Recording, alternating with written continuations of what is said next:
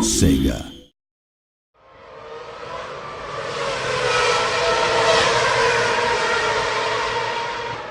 You can prepare all you want, but when it comes to race day, sometimes the split-second decisions can mean the difference between victory and defeat.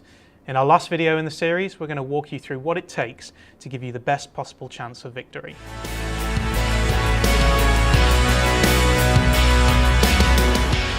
I'm here with Christian West, who is the Chief Technical Officer here at PlaySport Games. Christian, just before we start, can you talk a little bit about what you do on the game? So I'm involved with the gameplay programming, the artificial intelligence, and getting the race simulation into a really good fun place that kind of mimics what you see on television at the weekend. Great. And in our last two videos we were talking about building the team and mastering the tech. Yeah. But now it comes down to it will be win the race. So what we're going to go through today is you're going to walk us through a little bit a race weekend and show us what players can do in terms of options of what they can do at the track and what they can do to prepare for it. With the game, you've kind of got two major aspects to it. You've got the kind of management side, which is like building the team, developing the car. These are your kind of long-term strategy decisions. And then the race day itself is all about getting the maximum from the car possible. So it's all about finding those kind of tenths of a second that will get you a better result than you really should have with your car. And this is where it all plays out. So in practice, you're kind of building up knowledge of the track, of the tyres, building up knowledge of different race strategies, and developing the best setup you can to get the maximum performance from the car, and also getting a kind of an idea of the track conditions. Each circuit kind of has different amounts of grip or tyre wear, so it's about kind of gaining that knowledge really. So we can see that we've got our two main drivers here, but we've also got our reserve driver. So we can actually put our reserve driver in for practice as well to get their experience level up a little bit. Yeah, you can. And they have different kind of feedback knowledge and track confidence as well. So if you have a reserve driver who's got a lot of feedback, it's going to help your engineers get more information on the ideal setup. And that will improve your performance through qualifying and race day. But obviously it kind of comes at the cost of one of your main drivers getting to know the track a bit better. So you're paying the price in one way, but gaining in another. And also from a build the team point of view, you can also see that our reserve driver here is potentially going to be a better driver than our number two driver at the moment. So we kind of want to get their experience. Yeah, our reserve driver could potentially be better than both of our main drivers. So we've probably got a future world champion in the making. Especially when it looks like their feedback score is more or less the same. Yeah. So when you go through a practice session, you'll then come to a screen after this, which has not only a driver report, but you've got a media report as well. Yeah, you do, and it gives you that feedback of what happened. You get an idea of how the AI drivers got on, how your rival teams got on, and what they were involved in as well. Okay, and it's not really it's not as formal as say a press release coming out. It's almost like a Twitter feed that comes through. It is. It's kind of that quick reaction to a session that you see on television. It's getting ready for the next session, and there's a bit of kind of initial feedback, but they don't really have time for anything more, so it's quick little bits of Twitter. And you get some more honest feedback as well, rather than just a race report. It can be quite brutal at times, yeah.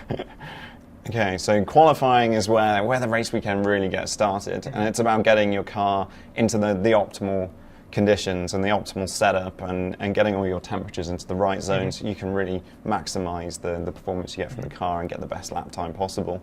And two guys in the garage here, people are starting to head out for their fast lap at the beginning. You can see that weather condition wise, it's looking kind of stable. Yeah, we're looking a bit overcast, but it doesn't look like there's a chance of rain yet. Doesn't look like there's going to be rain yet, but we can only actually see a few minutes into the future. Sure, and at the moment we can see there's not that much grip on the track either, so that's going to go up the more that cars start running. And there is a prediction. There is a prediction there that it's going to go up. So, right. Okay. So we can kind of, if this is our first session jumping in as a new player, we can kind of predict when is going to be the best time to go out. Yeah. But a smart player will be able to get better and better at it as the time goes on. They definitely will, and they'll be able to predict better. And if you've been upgrading your headquarters and your telemetry centres and things like that, you're going to get better predictions here, and you'll be able to see further into the future as well. Let's send out our drivers. We'll start with this guy. And we didn't do practice, so we don't really know what the ideal setup is, but we'll pick the fastest tyre for the session, which is the super softs. They wear out a bit faster, but you can get much better lap times from them. And I would imagine, looking at our standings here, everyone else is going to be on the quickest tyre at this point. And we're only really going for one hot lap, so it won't really matter too much. Yeah, exactly. Yeah, tyre wear isn't a major issue here. So here we have the outlap optimization panel, and this guy's now on an outlap, and we can ask him to speed up and slow down. You'll get straight away the visual impact of that on the screen as well. Right, so you can see that so this is to get the brakes on the tyres at the optimum temperature to be able to do a quick lap. Yes, and if you nail this, if you get it absolutely perfect, you've given your driver the best chance of getting the optimal lap time from the car.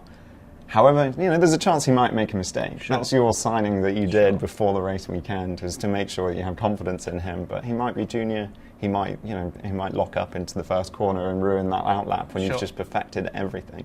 You see, I've left it sped up a bit too long and everything's overheated. And I've overheated everything, so it looks like he's probably not going to get the best lap time. But if my car's really good, I might still beat my rivals. Right, okay. So when they're going out for their outlap, you're actually giving them constant feedback on the condition of the car and telling them how to optimise it for when they finally cross the line for that hot lap. Yeah. So let's kind of set this up properly for North here, because we didn't do a very good job with our last driver, who's currently down in 20th, but I think still out on their fast lap. 2 green sectors, so it's not going too bad. And the brakes, you'll see the temperature kind of goes up as soon as they hit a corner. So she's crossed the line in 17th, so that's not actually as good as the other driver, but that's I guess comes down to the driver and not just what we've been doing. Yeah, exactly. Yeah, and we gave North the better conditions to get across the line in the fastest time possible, but she didn't do as well. But just before we go to race day, we can actually preset our driver strategy. So whilst they're on the grid, we can tell our drivers to either take it easy at the beginning of the race. All the cars are grouped together at the start. There's a chance of having an accident, making a mistake. Sure. Or say if we're maybe second, we're sitting second on the grid. At this point, you can tell your driver, let's start with everything turned up, and be aggressive. Right. And, hopefully get first place at the first corner. Sure. But there's a chance they might make a mistake. So depending on where you start, if you're at the front, you kind of want to fight for position so that you can get clear. But if you're in mid-pack, you probably don't want them to have a crash in the first corner. Yeah, and at the same time, if there's a championship on the line, maybe you've qualified down 11th, but you need to finish 5th. You might at that point say, let's go for it. Let's go for it, or the opposite, really. So depending on where you are in the season as well, you might change your strategy. You might, you'll react differently accordingly. I think to begin with, I like to kind of sit back and watch the start of the race and kind of see what happens, and hopefully we'll make up some positions. Looks like we didn't get the best of start from 11th. North still down in 17th, and we'll see how we get on at the first corner. Bit of chaos at the front, and it looks like a couple of people changed positions, so Wexler's managed to get up into the lead. We can actually see on the left-hand side, there's actually a lot of drivers on different tyre strategies at the moment, but we can also, on our screens, we can see what tyres our drivers are on, what condition those tyres are in, and also our fuel gauge and what strategy we're on. Yeah, you can, and we get a little more information about our cars, but you can see what your rivals are doing and get an idea from that as well, and kind of build your strategy around that. One of the options that we have at this point, with North going up into 15th place, is that we can tell her to turn up her engine mode, and by turning up her engine mode, she's going to drive much quicker. She's getting a lot more speed down the straights as the engine's pushing out far more power, but it comes at the expense of fuel, and you'll be kind of managing your fuel throughout the race. Sure. So as we said, she was going to put more pressure on her tyres. We've actually just had a message come up saying her tyres are getting worn, so we're probably potentially going to have to think about bringing her in for a pit stop soon. Yeah, we will. So for the time being, we can actually ask her to conserve the tyres and kind of eke out the rest of the performance to go a little bit further. But as we're pitting this lap, let's get some extra lap time out of the 30% that she has left and ask her to push. Yeah, let's ruin the tyres to the end of the lap. So we're on lap 5. We've managed to get, it looks like we've managed to get we'll probably get about 6 or 7 laps out of this, out of the super softs, probably 6. There's 11 laps of the race to go, so I don't think, unless we're going to stop again, super softs probably aren't the way to go. So if we're going for a one-stop race, we need to go for a harder tyre, or a more durable tyre. Yeah, and in this instance, let's go with the medium.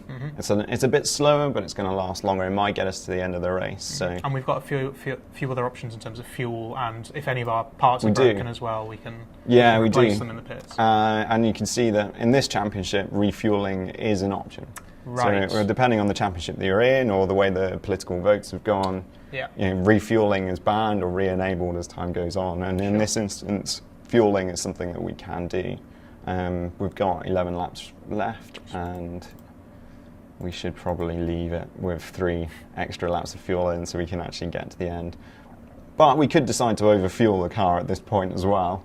In case we wanted run to around with the engine mode turned up. The car's going to weigh a lot more. It's going to cost a bit of lap time and weight, but with the engine turned up at that point and pushing these medium tyres a bit more, she'll be able to be a bit more aggressive for the rest of the race rather than having to conserve that. And she's 8th at the moment, and let's try and push through the field on those medium tyres. All our parts are looking okay at the moment? They're looking okay. The gearbox could be a problem on the front wing, but yeah, it looks okay. I think we'll leave them as they are.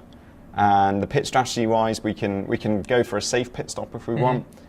Pit stop will take a bit longer, but you're nearly guaranteed to make sure that all the wheels are on the car at the end of the pit stop. Or you can go fast. A couple of second pit stop, really push the But at the risk of potentially getting something wrong. Exactly. Making a mistake, losing a whole bunch of time. You might end up with a slower pit stop. You might do. Right. You might do. But if they get it right, it might be worth a position or two. Okay. So Vasquez is back out on the track again now. He's got fresh tyres on. And 4 laps of fuel. But he's going at a reasonable pace. I mean, we can see the relative pace compared to the other cars on the track. You can. If we turn everything up, should start getting potentially some fastest laps. Okay, so because he was down half a second, but we had him on quite a conservative strategy. So we've now turned his engine mode up and aggressive driving style, and already we can see his pace come up.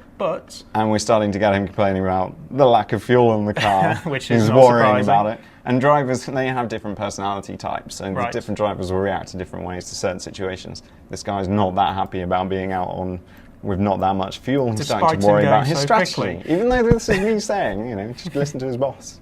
So drivers can not necessarily ignore you, but they can question whether you're making the right decision. Yeah, they can, and they definitely do. And you can give them team orders as well. So if our drivers are stacked up near to each other, you can actually ask them to either race or you can let them through.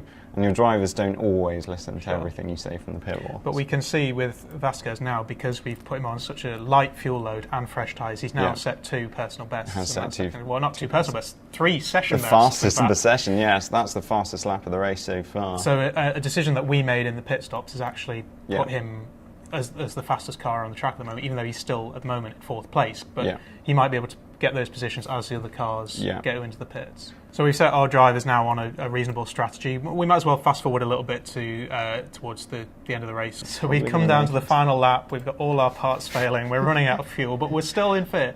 And Jenny's having trouble as well. So my car is probably not that reliable. Right. Not done that good in pre-season. So that's going to be something that you'll have to, once the race is over, that's something that you're going to have to go back and do in the factory. You're going to try and have to... It is. I think it's quite clear I'm going to have to work on reliability once I get back to the factory, once the guys get home to the headquarters. But we've taken the decision to leave them out there, and it looks like, at this point anyway, that Vasquez is going to come home and... Oh, he's actually gained a position. Managed to finish in 4th. He's gained a position in the last few seconds. So we haven't won the race exactly. We haven't. Not even a podium position. No, but 4th, it's a decent amount of points. It's not too bad. For the first race of the season, reliability is potentially going to be low. And this...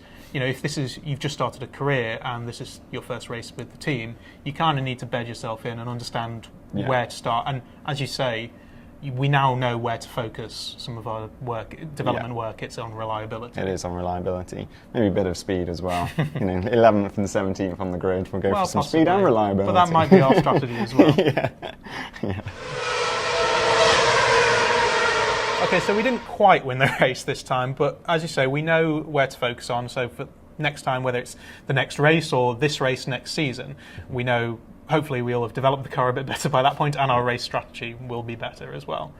And I think that will do it for Win the Race. Thank you, Christian, and make sure to look out for the release of Motorsport Manager on the PC this September.